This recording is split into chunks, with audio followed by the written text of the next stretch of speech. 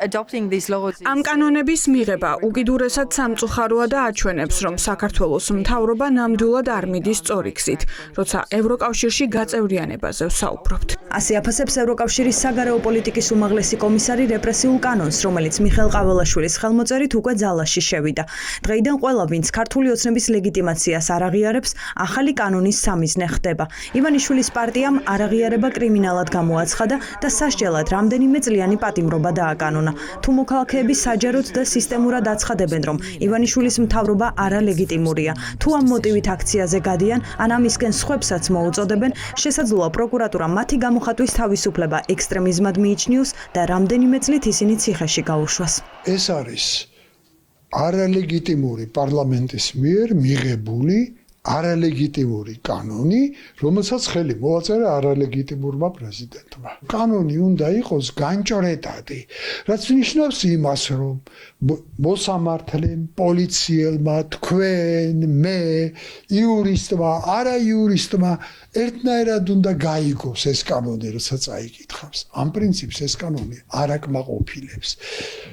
თუ კანონის შინაარს შევხედავთ, ეს კანონი შეუძლიათ გაავრცელოთ ნებისმიერ პირზე, რომელიც გამოხატავს უკმაყოფილებას ხელისუფლების ამა თუ იმ მოქმედების გამო. რაც მათ დანაშაულად ჩათვალეს, ამის ერთ-ერთ მახასიათებლად მიიჩნიეს რაღაც სისტემატური მოქმედება.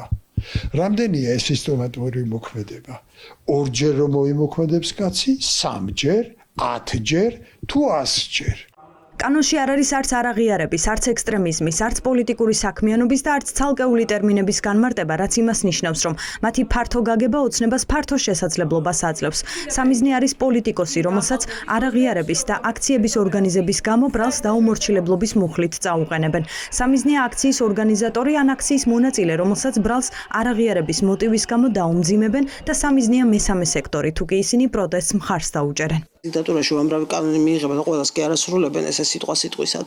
მათ იღებენ კომპლექსურად, იღებენ ხშირად და იღებენ ბევრს იმისათვის, რომ მუდმივი პანიკის რეჟიმში გამყოფონ. დიდი ჯგუფი რომ ავიღოთ პროტესტში მყოფი ადამიანების, ყოველთვის ყოველ მორიგ ჯერზე ასეთი რეპრესიული კანონების მიღებების ეს დიდი ჯგუფი სამ ნაწილად იყოფა. ერთი, რომლებიც გადაწყვეტენ, რომ ქვეყანა დატოვონ, მეორე, რომელსაც უფრო მეტი აქვს პანიკა ვიდრე სინამდვილეში ამ კანონებში წერია და ამიტომ გადაწყვეტს, რომ ის კი არ შეუყვარდება მას ქართული ოცნება, მაგრამ გადაწყვეტს, რომ პროცესს განერიდოს და პასიურ მდგომარეობაში გადადის და მესამე ჯგუფი, რომელიც ისევ რჩება აქტიური. აი მე ისევ კიდევ ამ მესამე ჯგუფის მორიგი სეგმენტაციისთვის მორიგ კანონებს მიიღებენ კიდევ და ამოცანა საბოლოო ჯამში ის არის, რომ პროტესტი გაილიოს, გაიწოვოს. ვინ იქნება ოცნების პირველი სამიზნე? არ არის გამორიცხული ბრალი სალომე ზურაბიშვილს წაუყენონ, რადგან მასზე ივანიშვილის დეპუტატები თავიდანვე საუბრობდნენ. თავად მეხუთე პრეზიდენტი ამბობს, რომ ეს კანონი ყველა აქამდე მიღებული კანონებისგან განსხვავდება და ყველაზე მძიმეა. მე არ ვიცი ვის შეეხება და ვის არა, მაგრამ მე მგონი პირველად მსოფლიოში მიღებული არის კანონი, რომელიც ეხება აღქმას.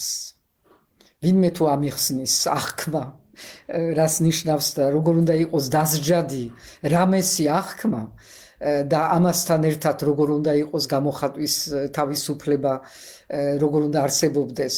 ეს არის ძალიან სერიოზული საკითხი.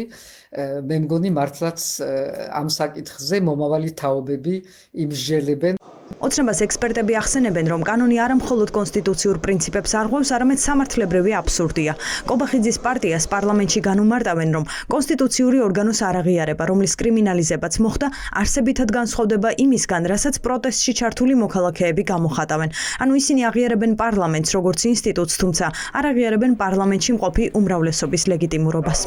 არავინ ჩვენგანი როცა ლაპარაკობთ ხელისუფლების არალეგიტიმურობაზე, არ გულისხმობთ პარლამენტს როგორც ორგანოს. თავისთავად ორგანო, რომელიც განსაზღვრულია კანონი და კონსტიტუციის, ის ძალიანაც ლეგიტიმურია, მაგრამ იმ პარლამენტში რომ მოხდა გახალბებული არჩევნებით, აი ეს ხალხია არალეგიტიმური და ისინი მე რომ მთავრობას აირჩევენ.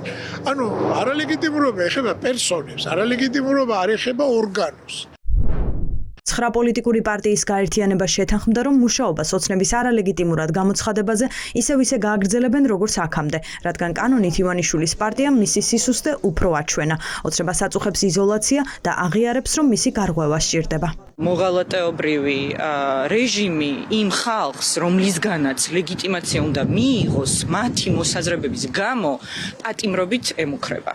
ეს ამხელს ყველაზე მეტად, ჩემი აზრით, თავად ეს კანონად წოდებული უკანონობა და მორიგი რეპრესიული ნაბიჯი ივანიშვილის რეჟიმის მხრიდან ეს ამხელს ყველაზე ცხადად, ჩემი აზრით, სწორედ იმას, რომ რეჟიმს არ გააჩნია ლეგიტიმაცია. კი, ქართული ოცნება არის არალეგიტიმური და ის არალეგიტიმურად დარჩება რა ტიპის რეპრესიული კანონმდებლობაც არ უნდა შემოიღოს და ამას ხმამაღლა ვიტყვი, რაც არ უნდა გააკეთოს და რითიც არ უნდა დამემუქროს. ყველაფერი არის ჩვენს დასაშინებლად და თუ ჩვენ არ შინდებით, შესაბამისად ეს არ მუშაობს.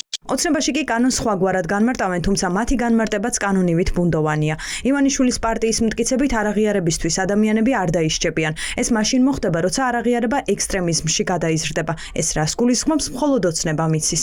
არჩევნების ლეგიტიმურობა ან სამართლიანობა შეიძლება ეჭქვეშ დააყენა რასაკვირველია და ჩვეულებრივი ამბავია. ვინც ამას განგება ამბობს, მუდმივად ამბობს იმისთვის, რომ მობილიზება გაუკეთოს გარკვეულ კონსპირაციულ გეგმას, ან ღია გეგმას, რომელიც შემდეგ გადაიზრდება აშკარა ექსტრემიზმში, რასაკვირველია, ეს ადამიანები არიან სამიზნე ამ კონკრეტული კანონის გვარებს, ვერ გეტყვით გვარები, ლეგიონია მათი სახელი. ამ კანონს მიხეილ ყაველაშვილის ხელმოწერა უკვე აქვს, რაც იმას ნიშნავს, რომ ის უკვე ძალაშია. ჯერ უცნობია გაასაჩივრებენ თუ არა დოკუმენტს საკონსტიტუციო სასამართლოში.